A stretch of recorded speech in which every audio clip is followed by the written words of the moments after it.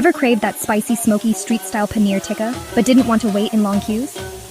Well, today, I'm revealing the secret to making the most juicy, perfectly charred paneer tikka right at home.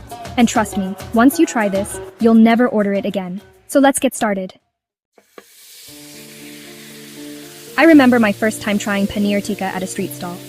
The smoky aroma, the perfectly grilled paneer, and that spicy kick. It was love at first bite. But the problem?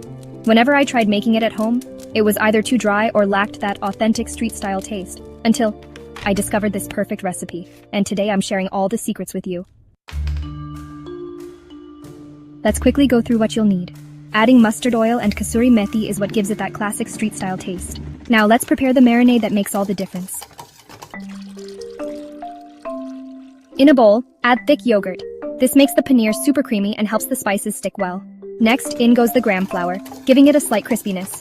Now, add ginger garlic paste, red chili powder, turmeric, garam masala, chaat masala, salt, and crushed kasuri methi.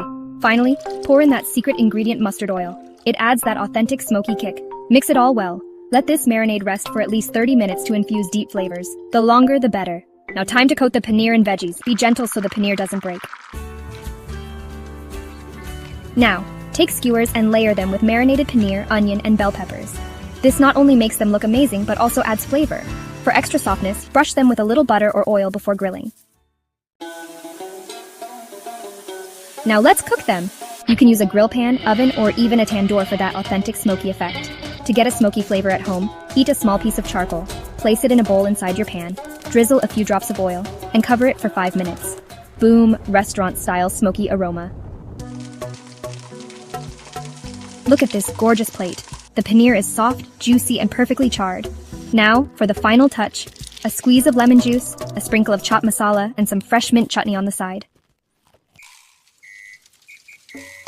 This is perfection. Smoky, spicy, creamy, just like street-style tikka, but even better at home. Would you try this? Tell me in the comments. If you loved this recipe, don't forget to smash that like button, share with your foodie friends, and subscribe to Mystic Flames Kitchen for more drool-worthy recipes. Hit that bell icon so you never miss a delicious update. See you in the next one.